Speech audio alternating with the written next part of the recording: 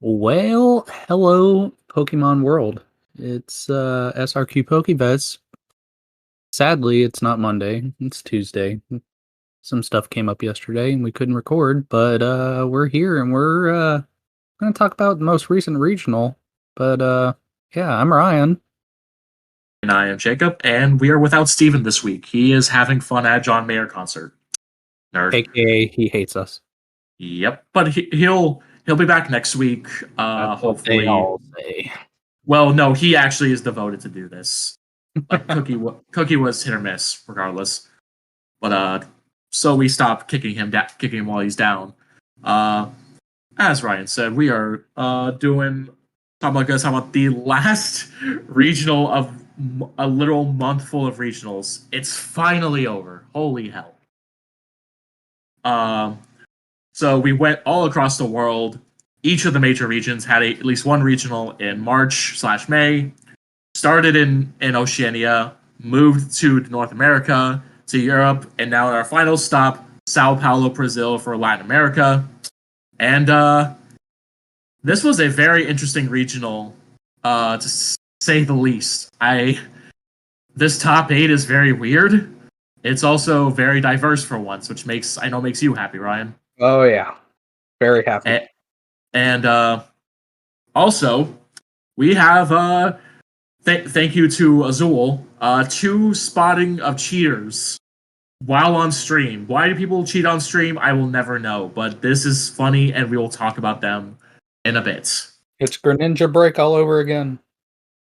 Not that bad. Not that blatant. Well, kind of that blatant. But enough preposition, enough chit chat. Let's jump straight into Sao Paulo.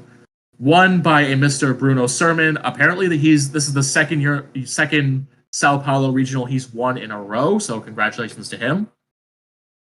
Playing good old tried and true Arceus Inteleon. I don't really think there's much to talk about with this list. It's pretty straightforward. The only major thing I noticed with this list that's not in other Arceus lists is no Manaphy, which is interesting to me at least, because as a heavy fighting player, especially Rapid Strike, which we'll get to later, Manaphy's a giant pain in my ass. So interesting thing. He's still won regardless. Any comments? I mean, being a heavy fighting player, Dunsparce hurts you too. At least I can attack through Dunsparce. Yeah, that is true. You're just not hitting the weakness. But yeah. I don't know why, if there's a card that has your name in it, why would you not play at least one? Play one Bruno just cuz. Yeah, I honestly I agree. Like why not? Why not? But anyway, yeah. I mean, it seems like a very consistent list. I mean, Collapse Stadium hurts a lot of players nowadays. I like the Dunsparce. A lot of people are actually playing Dunsparce because of everyone playing heavy Arceus, and people are like, "Oh, I'm gonna play fighting just to counter Arceus."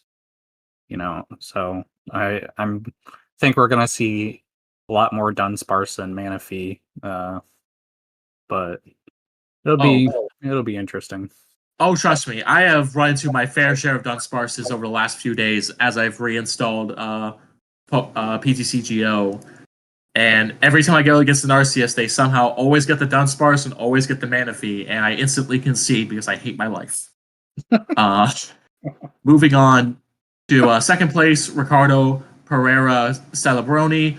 These are all Brazilian Portuguese names. Please forgive me for butchering them. I am white as a fucking sheet. So it's a fact. Well, apparently I can't see his list, but if I just go to handy dandy limitless, pretty standard Mew list with Oricorio, clap clap clap. No psychic energy in this deck.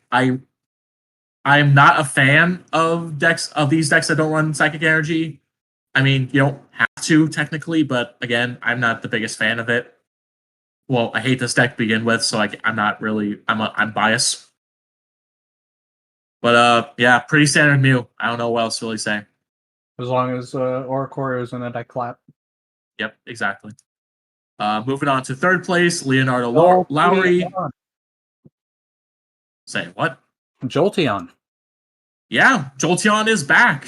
I mean, I don't think it ever went away, but I'm frankly kind of happy to see Jolteon back in the format, honestly. With Mew being so dominant, Jolteon's one of those decks that can navigate around it pretty well and not get O-code because it doesn't care about your weakness. Fact.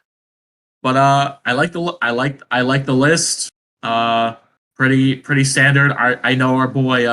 I know our friend Josh loves him some Jolteon. It's not his Beedrill build, but I think he still likes it regardless.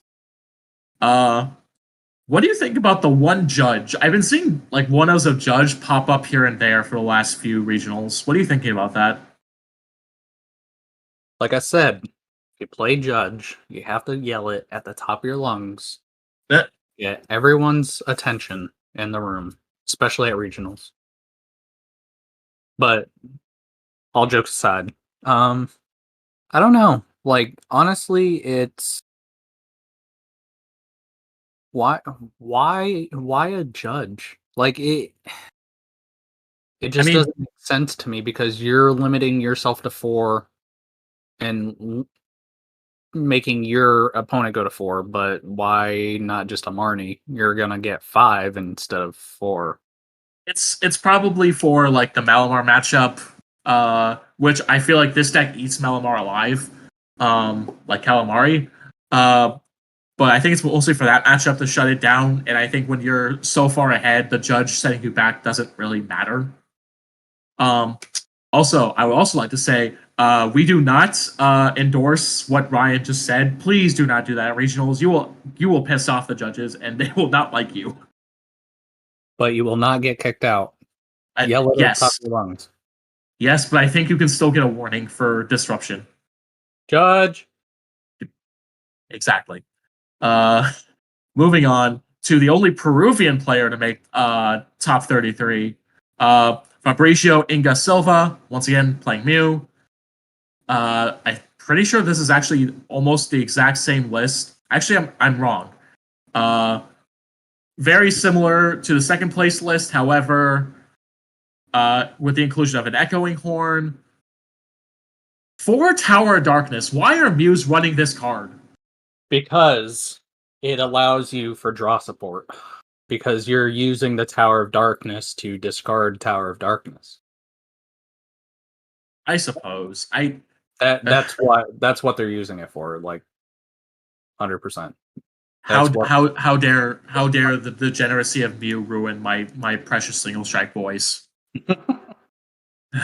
Anyway, moving on to fifth, we have Pedro Pertusi, whatever, playing Galarian Bird Box with Arceus and Talion.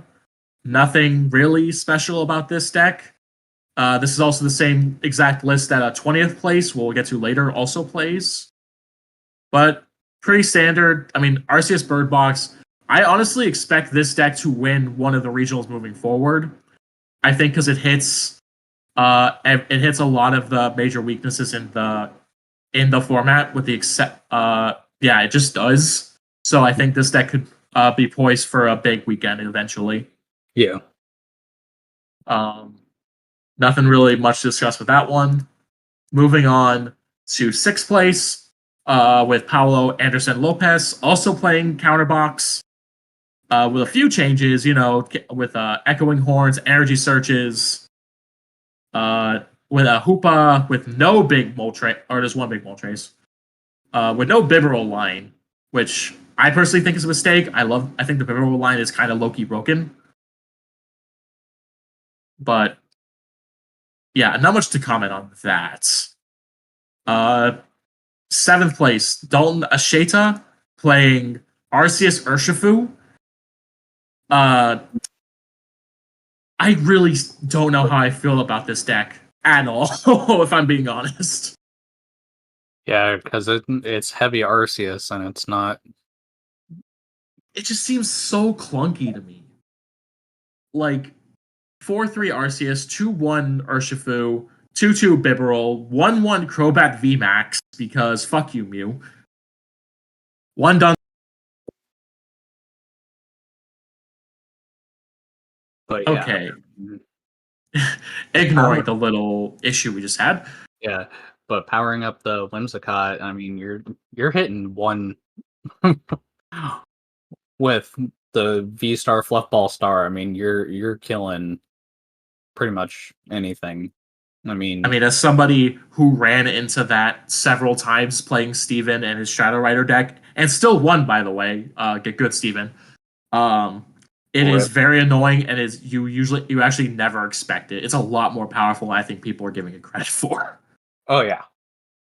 But yeah, definitely control heavy with hammers and waves, or fan of waves, and yeah. Path.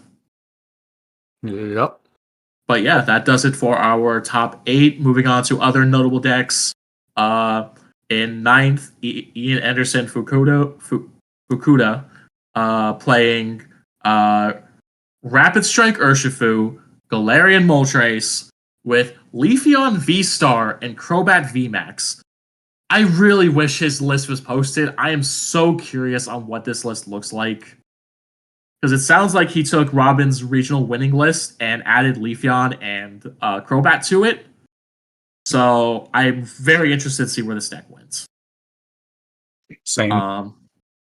Unfortunate. Moving on to 10th, Ariel Oliveira, Ice Rider, making another pretty good placing in a regional. It's your typical Ice Rider list. I don't really think there's much to talk about with this one. It's literally just Ice Rider. Yeah, straight Ice Rider, which is actually unexpected. I can understand why. You don't need a lot to make Ice Rider work, and you really don't get hit for weakness by really anything except maybe Jolteon. Actually, no, wait. Ice Rider's with the metal. Never mind. You don't get hit for really anything, and that's in format. Yeah. Well, I mean, Corviknight or something if you're going to go up against Brandon or... Yeah, but other than that, like, I'm honestly not very surprised. I'm honestly expecting more Ice Rider moving forward, especially since, for those who didn't see, the next League Battle decks were announced. It's going to be Shadow Rider and Ice Rider, and whoo, they are gas. There is a lot of fucking good cards. You are getting your money's worth from those decks. 3/3 line of V and V Max. Just what the fuck? Getting a 4/4/2/2 of Inteleon for free, essentially, from the Ice Rider deck. Yep. Like, you are getting your money just from those. Like, that is so insane. Moving on to 11th place, Vitor Lugan, once again playing Mew. I think I can just skip through a lot of these because this is the same list run by that got 3rd, 11th, 22nd, and 33rd. The less they talk about Mew, the better. Fuck this deck. Yeah, I mean, we can just focus on more of the decks that we haven't talked about. Like, I mean, 14th coming up, Arceus and Duraludon. And Duraludon deck made it. I'm actually very surprised. Yeah, I mean, it's mean, I think it's a good deck. I think but it's very Arceus heavy, which is, I mean, I understand why everyone's making it Arceus heavy and everything like that, but I mean, just at locals, I haven't seen it run very smoothly. So, I mean, do we? Speaking of not running very smoothly at locals, our teammate and friend of the podcast, Taylor, played against me a few weeks ago, playing this deck, and prized all three Duraludon Vs, and I felt so bad. yeah, It, was that that game, or was there a different game that he prized the 3 VMAXs? it was a different game that he prized the VMAXs. He prized all the Vs against me. What was that when you were sitting next to me? Yes, I was Okay. I was across the table, but like next to you. Yeah. Yeah. No, then that's the game I was thinking of. It was just because he just had Arceus out, and I was like, "Oh my god, no!" Oh no! But yeah, it was just very unfortunate. Yeah. Moving on. I mean, we got more Mew. Gengar at 16th. Jose Santos. Glad to see Gengar having a much higher result than last week. I still don't understand why Gengar is being bullied out of the format. Like, Gengar is still very good, and Mew is still extremely prominent, so I don't know why it's not doing better, but what do I know? I don't like Gengar. I still don't like this fucking Stone Jower shit. And play the Urshifu. It does so better. Jesus. So better. What is wrong with me? So better. Thank you. But yeah, Gengar's good. 17th place. This is the highest Malamar result, which is very surprising given last week in Europe when Malamar got second, if I remember correctly. Yep. But So no list. Wait, Diego Reiki. Hold on. I'm gonna double check something real quick. Ryan, you can move on to the next deck you want to talk about. I need to double check something. Okay. I mean, the next decks after that: Arceus Urshifu, Arceus Inteleon, Arceus Moltres Inteleon, Gengar Mew, Dark Inteleon, Mew, Arceus Inteleon, Arceus Duraludon, Arceus Inteleon. But the one in 28th place for Alexander Gomez DeFranco, Leafeon Inteleon. I mean, This deck pisses me off so much. I like Leafeon. I mean, Leafeon is pretty freaking good. I mean, Yeah, I mean, so story time real quick. This past Saturday when Ryan wasn't there, I played a little adjustment of Robin's regional winning list of Rapid Strike Urshifu, and in round 4, I was 3-0, and I got paired against Bob, who was playing Leafeon, like this, pretty much this list, and because he had a Galar mine out, we both dead drew for a solid like 4 turns. rip. Yeah, it was a pretty awkward time for both of us. I ended up losing because I was just way too far behind and I couldn't find my second Urshifu to save my life. I had the game if I could find it, never could. But I mean, that's just how the game is sometimes. Yeah, but Leafeon V's ability, it's just amazing. If you go first, It's gas. It's so good. You can get 2 energies out first turn. Your Leafeon VMAX, Grass Knot. I mean, Jesus, 60 damage for each colorless in your opponent's active retreat cost. Okay, Galar Mine, add 2 to that. So, I mean, I'm honestly waiting for I think, like I said with Ice Rider, I think Leafeon could make a potential like serious resurgence in the meta because even if you don't hit things for weakness, you knock out most of the format at just 2 energy. yeah. So I think that's gonna be a deck we need to look out for. Yep. That's pretty much all of the top 33. And I think we can move on to the next topic I was going to talk about, which is why I disappeared for a second, because I want to make sure the only Malamar player in top 33 was not the Malamar player that got caught cheating on stream. Rip. We're dealing with cheaters again. I don't know why you need to cheat in a fucking children's game. Like, grow the fuck up. Yeah. I So know it's for money. I know it's for points to go to Worlds. I know it, like, we've been in this secluded area for 2 years because of fucking COVID, but do you really need to cheat? I mean, if you need to cheat to win, you don't deserve to play. Like, just move on with your life, sell all your cards, sell everything you own Pokemon, and don't poison my game. go play Yu-Gi-Oh. Don't play any trading card game. Just go fucking do something else with your life, because you don't need to ruin the hobbies of people that actually enjoy the game, because it's people that cheat and everything and try to manipulate people in the game that causes people to quit, and they think it's because of lies and stuff that these people that do lie and cheat are like telling the truth. No, it's not. Couldn't agree more. So, the first instance of cheating that happened at Sao Paulo, both of these were streamed, by the way. I think you can look it up on Azul's Twitter because he did live reactions to it. Was in round 5, day 1, Felipe Longo playing Ricardo Totti. It was Mew versus Rapid Strike Malamar. So, you can literally look it up on YouTube. So Felipe is playing Malamar, is going through his hand. So Azul does a much better job of explaining, but Felipe goes through his hands several times before actually going to declare his attack.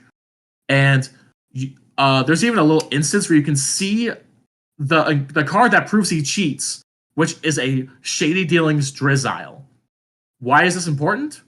Because Felipe counts it as one of the Rapid Strike cards. He places it down and then covers it with a, I believe it's a Brawly. So that if his opponent wasn't paying attention, he would just count it as another Rapid Strike card and count it as the knockout. And this gave Felipe the game. It didn't. I don't believe he. I don't know if he won the match, but at least won him that particular game. And it's very blatant if you go through and look what he's doing. This one frustrates me because, first of all, I fucking hate Malamar to begin with. Like, I've expressed this before. And for people to try this shit, it's so dumb. I'm pretty sure he got disqualified after the fact, rightfully so. But yeah, it's so dumb. Like, because it was a fully charged Mew, so I think he had to have 9 cards in order to get the knockout. What is it? 20 per? 40 per. Oh, 40 per. So 4, 8, 12, 16, 20, 24, 28, 30, 32. So he would have to have 8 cards. Yeah. So he would have missed lethal, and more than likely, because if you looked at the board state for during that game, if he would have played it correctly, keyword correctly, he would have lost the next turn because the Mew player would have just retreated or gotten the return knockout, and he didn't have another Malamar, so he would have lost. So that's probably what brought up this whole issue. He lost because he got disqualified like an idiot, but I digress. The second instance of cheating is a lot more simple, I guess.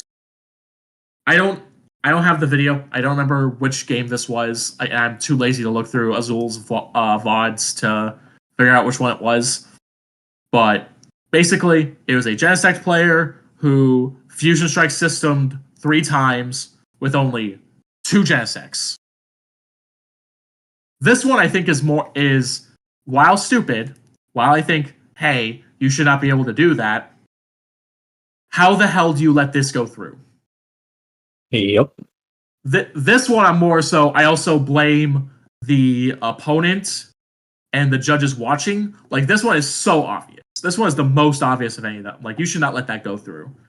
Maybe I'm being way too harsh, but come on. I was told there was a third instance of cheating by our friend and local Jolteon fanatic, Josh. That there was a third instance, but I do not remember or reading anything about a third instance or seeing anything. So I don't know what else we can really say about that regarding cheating. Yeah. But I missed. hey guys, I missed the stream, so I mean, it was in Portuguese. You didn't miss much, unless you watched the Zool. Yeah. But I will say, and Ryan, I think you can attest to this. Hey guys, big events, big regionals are coming back. We'll say this again, like as regionals start going into high gear. Pay attention, please. The judges are there, but you can't always trust them. And, well, I want to say you can't trust them, but you can't always rely on them to catch cheating. That's up to you more than anything. So be ready, guys. Like, keep your eye out and try to catch the cheaters if you can. Most Pokemon players, at least most Pokemon players that I play with, are good people. They don't cheat. They play fairly, even if, like, the luck is never on your side. So you may think they're cheating, but they're really not. But... my advice is always cut your opponent's deck. Yep. If you don't know what a card does, if you read the card and what your opponent's trying to say doesn't really match up, call a judge. If you don't understand anything, call a judge. If you think oh, it's going to be annoying, I don't want to be that person calling a judge or blah, blah, blah. No, do it. Do it 100%, because if that judge call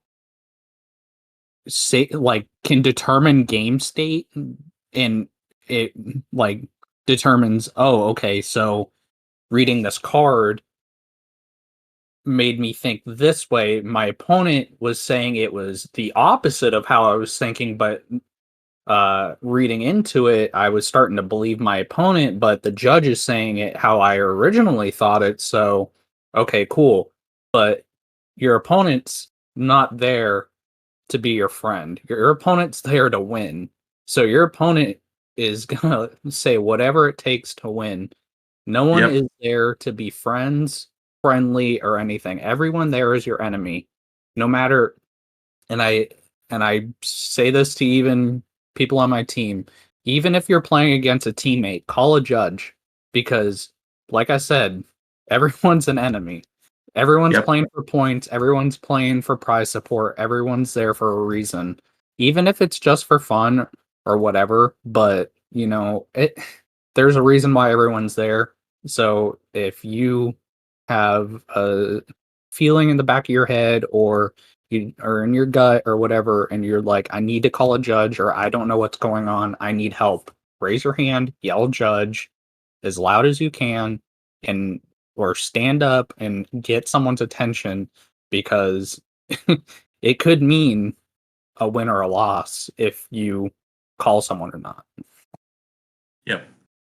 Also, 9 times out, if you're really worried, like, oh, my opponent will be mad at me, like, 9 times out of 10, if you think something's wrong with a judge call, more than likely it's just your opponent made a mistake, and you just want to correct it so it doesn't actively screw you over.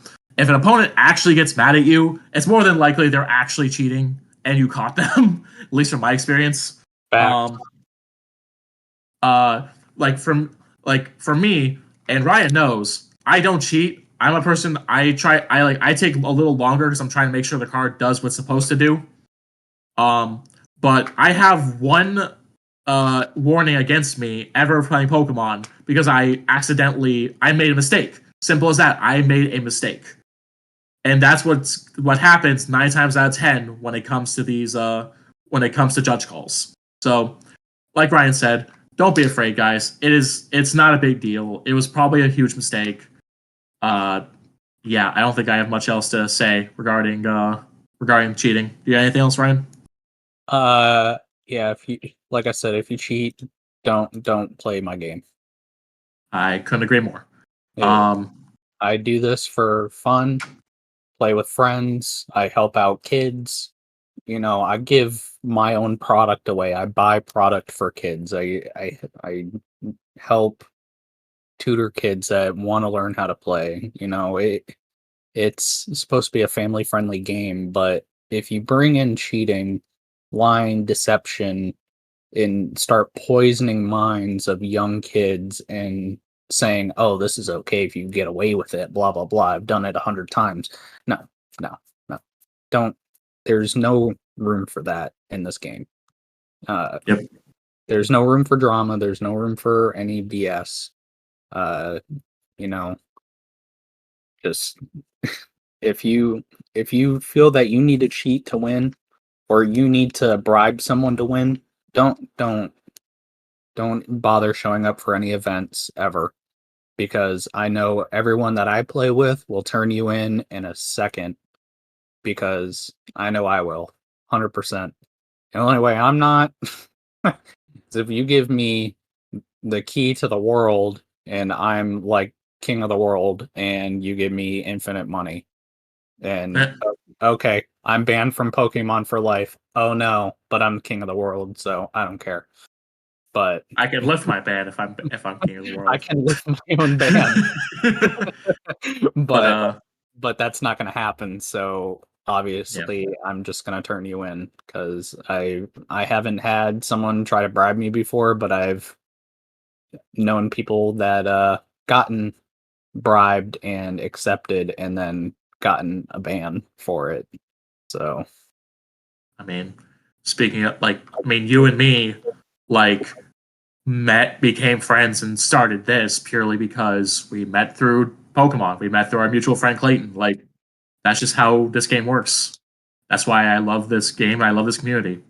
But yeah, cheaters, stay away. Fuck off. Let's bury this. Hopefully, now that regionals are done for a little bit, there's not going to be another regional until EU IC, which that's going to be a lot to talk about. I cannot wait for that. I think we can move on to the last little topic of the night, which is hey, there's a 1K next weekend, Ryan. Did you know that? Do you know what else is next weekend? Easter? Well, besides that. You know what Friday is? No. Sign up for Secaucus. Let's go. Oh, true. Yeah. Too bad I'm not going. Lame sauce. Well, hey, when you get back from Secaucus, we can dedicate a whole episode to your tournament report, okay? So you can be quiet. Report of 04 drop and doing side events. Got it. All right. Hey, that's still fun. It's free content. Fuck off. I know. But anyway, but yeah, 1K event next Saturday, East Coast of Florida, at Gamers R Us. It's gonna be fun. We got a lot of mutual friends. We got, we got a lot of teammates going too. Ancient Power is gonna be dominating over there, man. There's a 72 player limit, I think Gamers said. 72 player cap at that place, and so far, you can't really go by fucking Facebook, events and how many people are gonna actually show up, but only 26 people responded so far. 9 people said are going, and 17 people said they're interested in going. But I'm like, there's a lot more people going because I just signed up a lot of fucking people from our team today. Hello. And yes, hello, I'm one of them. But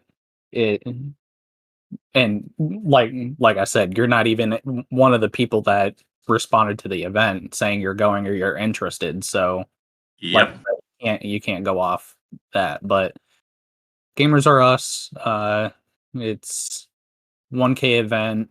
First place gets $300, second place $200, third, fourth place $100 each, fifth through eighth place $75 each. 72 player cap. If you make top cut, you essentially make your money back. Yeah. Pre-registration is required for this event. Ends the day before the event. You have to contact the store by calling them or via messenger to pay by PayPal, credit card, or Venmo. Face masks per store policy are required and provided. We also have several sanitizing stations per their comment on their post. And pricing is determined by how many people actually show up. In a top 8 32-player scenario, pricing will be as follows. Pricing increases with every 8 players, and Top Cut will adjust to top 16 after 48 players. Participation 3 packs to be determined, meaning 3 packs of what set to give you, which kind of sucks because you're not guaranteed, Brilliant Stars. But sadly, it was $35 to get in, but at the same time, thank you, Ryan. It's Ryan's the real homie. He signed up. Pretty much half of our friends who are going will all pay him back in the next few days. But sorry to cut you off, but literally, like you said, out of all of our friends, I think we have at least what 8 or 9 people that are directly with the team or friends of the team that are going. Because it's you, me, Brandon, Steven, Rob, and Cookie and Mike. So that's those who are directly with the team. That's 7. Yeah. And then if we're talking about friends of the team, Steven Richardson, maybe our friend Kevin, Jose, and anybody else that happens to show up that we don't know about yet. That's 10 people. Yeah. So there's a very high chance that Ancient Power will play against each other, and with our luck, knowing you and me, we'll get paired against each other somewhere. First round. I was gonna say last time we got paired up first round at a big event, I won, but I don't bet on that anymore. It just depends on if these changes that I'm making to my list to match Jose's work, but I am also making a tweak to the list that Jose sent me because I don't know. I'm going to play his 60 to see how it is, but then I'm going to determine if I want to play the same 60 because I don't know if I want, just for the 1K event, it's it's whatever. It's whatever, but maybe if it was at a regional and it was working very well, then maybe it's okay, I'll play the same 60, give you credit if I top or for whatever reason. But a 3-2 Arceus V-Star line, a 3-2-2 Charizard V-Star V-Max line, 2-2 Barrel line, Luminion V, and Crobat V. I'm still very hesitant on not putting a Manaphy in there. I mean, if you get paired against me, you're gonna want that fucking Manaphy. But everything is pretty much the same. I don't have a problem with anything else. I do feel like I may want to trade a couple cards out to put in a couple more switches because there's only one switch, one air balloon, and one rope. But yeah, I mean,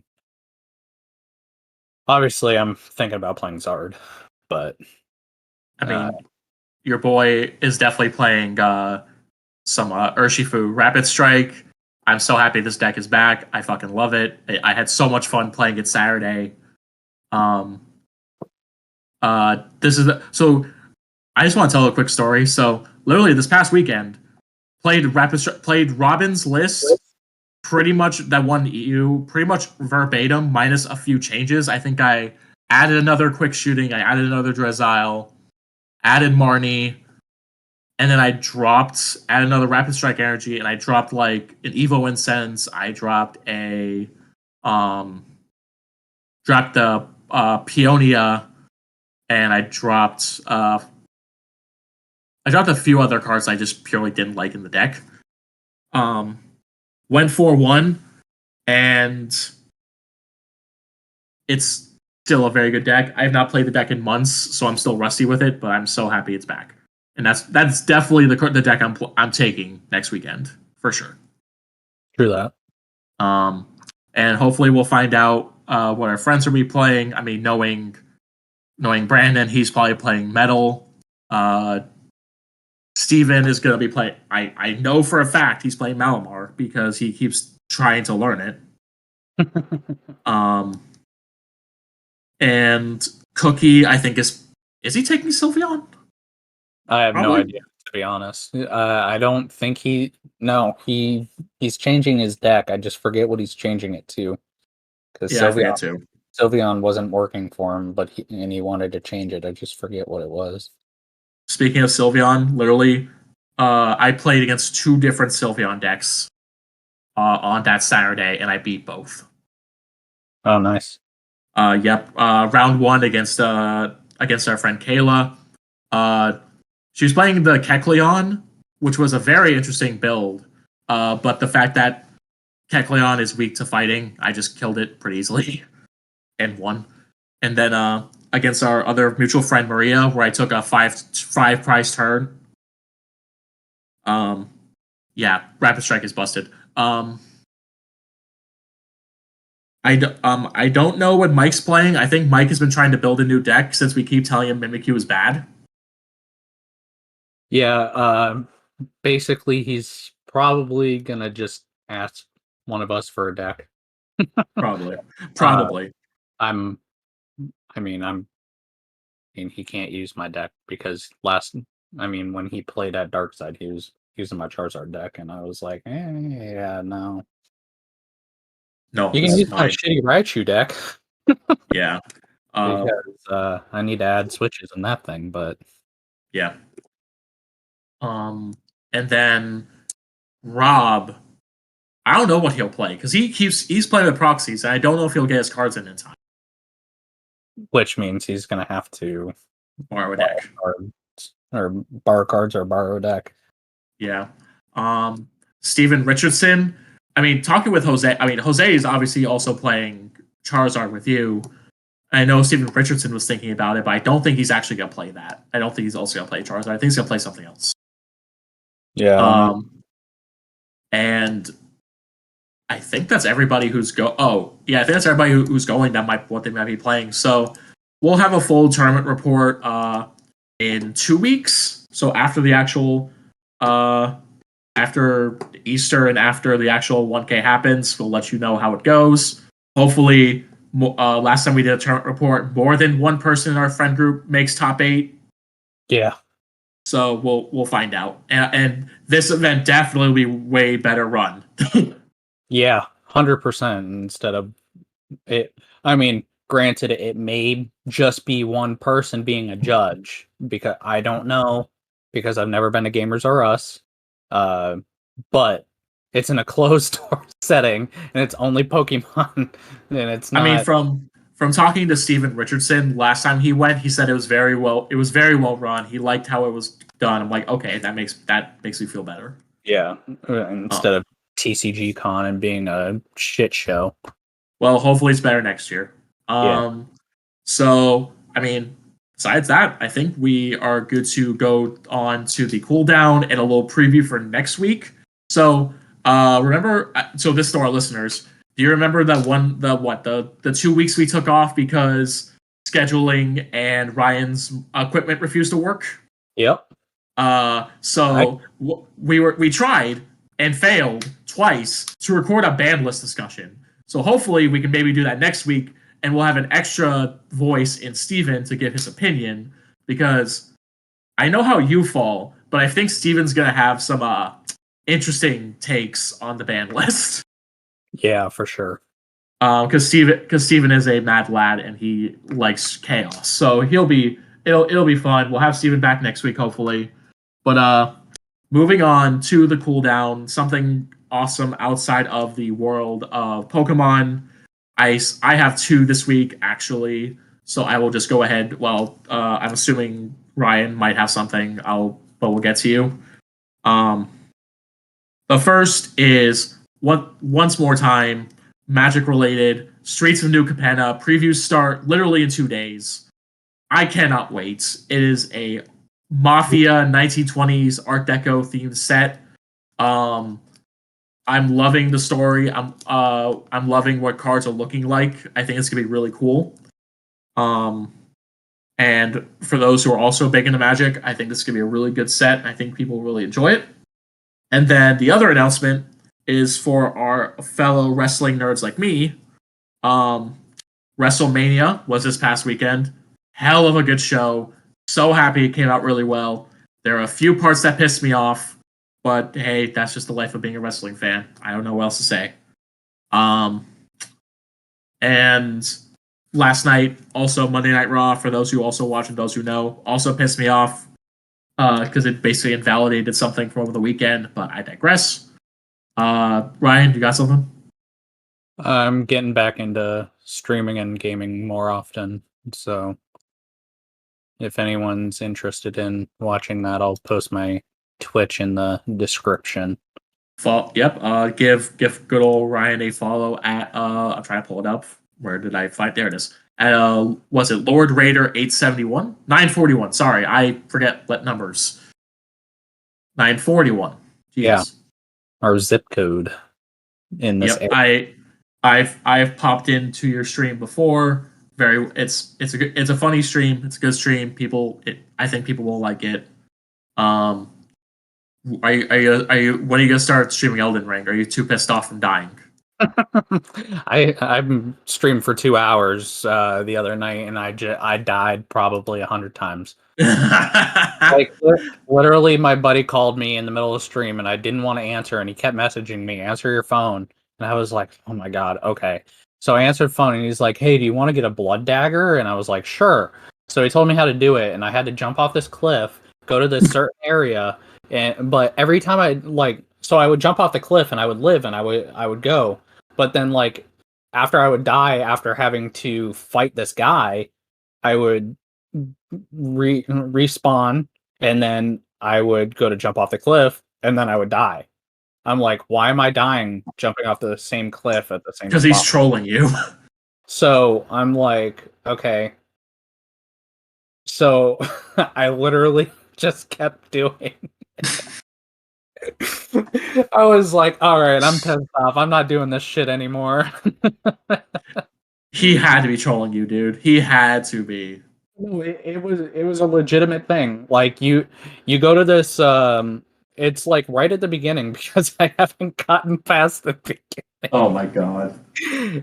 You go to this one place, like there's a bridge, you jump basically off the ledge, you run past the water, and it's like the bloody finger assassin, and then he hits you one time, you run away from him, and then the bloody finger hunter gets summoned, and then the hunter fights him, and he's like, yeah, the hunter kills him, and I'm like, oh, okay, cool. And then I get the loot from the assassin. Oh no, the hunter died every single time. I was like, Evan, why is the hunter dying? He's like, the hunter never died for me. I was like, dude, fuck you, and I hung up on him. I was just like, I'm done. I'm not doing this again. I'm over it. Oh my no. But oh my god, that just reminds me of a meme that I don't play Elden Ring. I'm just not a fan or of Soul style games. I've tried them. I enjoyed Bloodborne for what it was. I just don't really care for them. Care that much. But I saw a meme that was a dude who was just peppered with fucking arrows, and it's just like, hey guys, I made it through the archers. I just thought it was the funniest shit, dude. But I think with that, I think I'll send you the meme through Discord later if I can find it. But I think that's a good time to sign off for tonight. So for SRQ PokeVets, we will be back Monday night. I promise. I don't have anything planned for once. Yeah, it was his fault, by the way. It's usually my fault. We'll be back next week. This time it's his fault. Yeah. We'll be back next week with Steven. Talk about the band list. It should be a fun one. Hopefully our recording software doesn't die on us again. So From the beautiful city of Sarasota, Florida. This has been Jacob and Ryan, and we will see you all next week. Peace. Deuces.